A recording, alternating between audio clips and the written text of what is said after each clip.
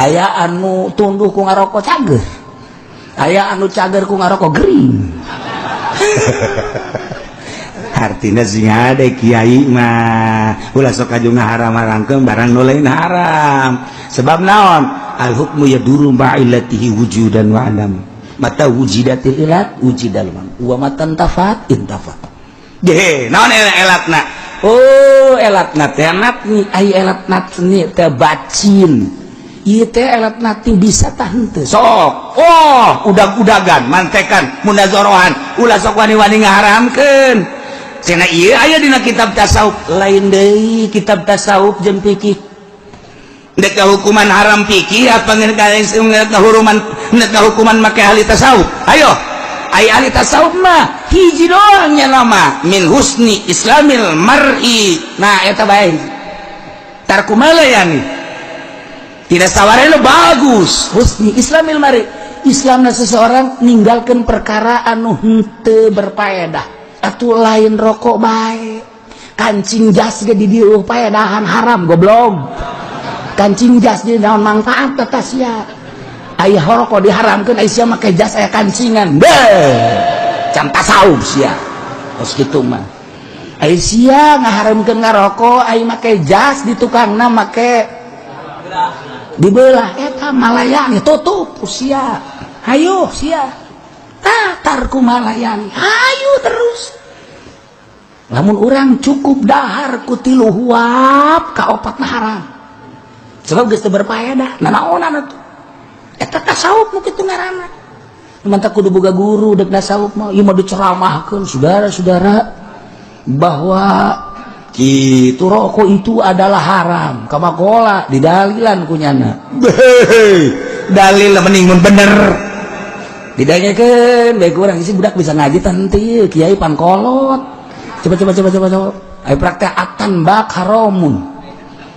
tanbak tembakau lamun al-afyun beda al-hasyas beda mantak tasawur heula tuh naon tanbak naon afyun naon hasyas naon hasyis atuh kudu hiji-hiji ditasawur ulah waka dihukuman bo imana di jelema udang-udang nanya gede ngaharamkeun rokok make pikir wah geus bakal ditinggalkeun umat kajian hukum ge nu ninggalkeun lain umat sa Gusti Allah ulah diajian kos kitu mah teu bisa ngaji nang sa nang Allah sebab nang sembarangan ji atuh hukum nu makruh-makruhkeun bae adapun urusan anak kaditu macam-macam teh lain deui aslina haram-haram aslina makruh-makruh urang teu bae dideuleu bae di kitab-kitab jaroko mah tambak teh geus ditasawur ku ulama eta teh teu ngamabokeun ngan sakaran nganatnukeun geus jatuh hukum kana makruh ku ari diharamkeun rempang sia kajeun hukum rempang sia kajeun hukum deh parangsana ulah sok babawa helanan urang bae tukang ngaji ka babawa ku pamarangan tatu ulah nyana diharamkeun korupsi embung nyana diharamkeun sogok menyogok embung ai urang di babawa teh ngaharamkeun rokok ke heula dah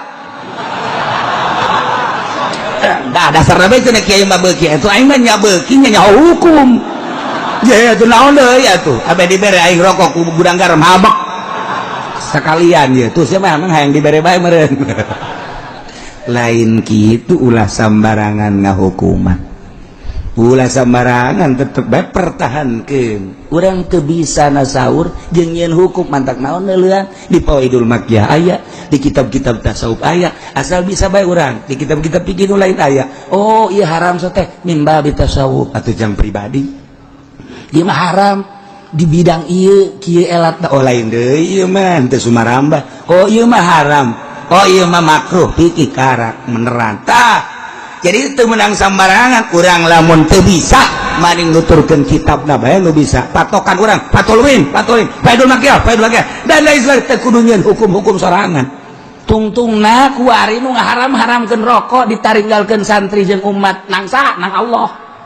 ku sabab naon teu bisa ngahukuman sia cak Allah sembarangan hukuman bae geus bae baralik jelema geus kudu kumaha itu ulah menta hampura ka kiai nu ngahalalkeun ngamubahkeun ulah ka Allah ya Allah ya Rabbi abdi pernah ilu-ilueun jeung mu'i padahal mah dibere duit da saeutik abdi teh Aju abdi ka babawa hampura Gusti hampura nu mantak abdi mentah hampura haju ditinggalkeun ku munya abdi nu mere duit ti mun aya mah abdi gede terus cak Allah tolol beruji Allah ya tobat dan hese kesalahan hukum mantak naon tobat cara ulama-ulama baheula hukuman cigen hayang datang eta salah meureun hukum bener tah teliti heula oh hampura atuh salah mantak naon sih dia lain kiai hukuman wa Allah tah ngeunaheun kan masya Allah mantak NU seserian we barang aya nu ngaharam-haramkeun eta kakarek unsur khusus encan unsur muatan politik naon sih muatan politik kan aya teu sembarangan kan mui aya di Singapura haram ngarokok polusi tama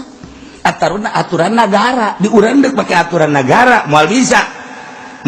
sebab naon dokter ka batur bisa jasa dokter wah ini paru-paru ya ini larangannya jangan merokok ya udah jangan merokok jarak ke kantor saya tinggal rokok dokter pasien kadinya dok tadi katanya jangan merokok kok dokter merokok nggak apa-apa sedikit mah kalau banyak jangan udah situ juga ngerokok dah mati mah bukan urusan rokok urusan Allah ya iya itu deh jadi dokter sikos itu di Indonesia dia tuh di Indonesia dokter Urianto almarhum dokter Urianto kan akrab jasa jeung abah mun ka dieu nya mere obat dok obat ini dok ini kalau kebanyakan dikasih tetangga boleh udah nggak apa-apa kalau ini baru udah kasihkan aja lah sebenarnya babari dokter Wiranto mah jadi orang kerja itu ngerokok banyak nak kuku dah ditanya dok kok ngerokok nggak ada penyakit nggak apa-apa yang ada penyakit nggak boleh ngerokok udah kita sama-sama ngerokok jarum deh nyana ngerokok nak atau jengkula dirinya di kantor ngerokok bae nama tuh jadi jangan apa kantor kedokteran ge bau rokok wah Wirianto geus macem-macem bae masya Allah nah cerita hukumna sakadar mah buya Cidahu ngarokok penting aing ngaji geus jam 2 eureun heula ngarokok capek meureun ngarokok ngaji gulung ngarokona ngarokok giliran bae urang ngarokok ulang ngarokok sia nyana ngarokok ayo urang teu meunang apa aing mah capek sih mah henteu katanya tadi pareuman nyana urang mah teu meunang urang teu meunang ngadengekeun nyana ngarokok apu ya eta nah sebabna atuh aing mah aya elat nu mantang ngarokok aing mah haraseun jeung capek aing sia ngadengekeun doang mah ngarokok adekeun rokona tuh henteu teh mah leuwihna ka dieukeun mah nah eta ngarokok biasa kieu prawira ngarokok maksudnya naon ukuran kadinya jago ngaji ajengan imam guru kula Garut neuk ngadu naon nyana Juman bisa Syamsiah bisa geus puguh kitab-kitab bangsa Alfiah Samarqandi lah nyana mah aya teh muridna cengkodir teh benda kerep eta gaji khusus di nyana jago ngajina mantap begitu aya anu ngaharamkeun speaker seuri bae nyana ngaharamkeun speaker make naon cenah ngaharamkeun make alat naon maksudnya make parabot piki apa parabot tasawuf salila make piki atuh deuk naon nyana mah atuh deuk mana kitabna nu ngaharamkeun speaker mana hadis mana turunkeun cek cenah hayu urang mantekan urang ukudul jubanan urang jampu jawamean jago jasa eta kan jago jasa ngajina ngarokok nyana atuh aya sia teu bisa ngaji teu ngarokok maksudna ngaharamkeun gitu itu ngarokok masalah je kene-kene haju teu beuki ngarokok atuh ulah urusan haram teu beuki ngaranna lain deui jadi cenah nanya ka kiai kiai ngarokok teu aing mah nu mentak ngarokok abeh dibere rokok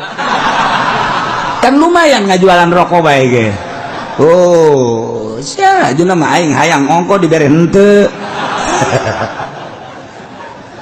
daya cerita hukum masya Allah semarangan tanda kula semarangan kali tiheula tarigi tuh at-tambak haramun hukula kadenge be ya atuh urang Garut pan marlak non tembakau dikedu melak tembakau terus NTB melak tembakau eta teh tembakau Indonesia teh diakui luar biasa ieu aset tembakau Indonesia teh termasuk aspek nomor kebarang bodena luar biasa anu asup ka negara teh sabaraha persen aset gede anu mantak aja diharamkeun aya unsur naon ye aya urusan polusi atuh teh mah undang-undang negara pek bae aya bisa mah cara Singapura mun ngarokok urang tengah-tengah kota 3 juta namun di pinggir kota 2 juta namun di sisi hotel 1 juta namun di jero kamar 500.000 aya aturan-aturan anak namun endek aya khusus tempat ngarokok taman los urang keur kieu bae ditungguan bae ngarokok ditungguan ku jelema make hejo-hejo isi endek nungguan kuntungnya Pak saya ditugaskan oleh negara untuk ngambil kuntung oh jadi nyana tugas orang keur ngarokok bae ditungguan ku nyana tah piceun bae ku urang cokot ku nyana heula ngarokok sia atuh cita tadi bae mentas ya ka aing